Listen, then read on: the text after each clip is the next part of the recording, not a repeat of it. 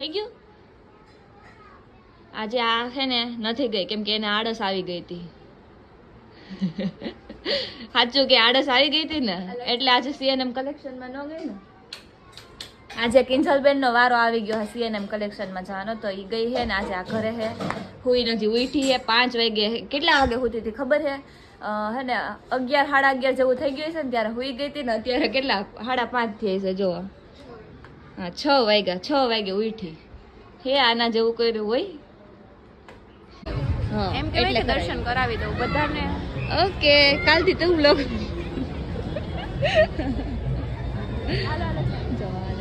ચલો હવે નીકળીએ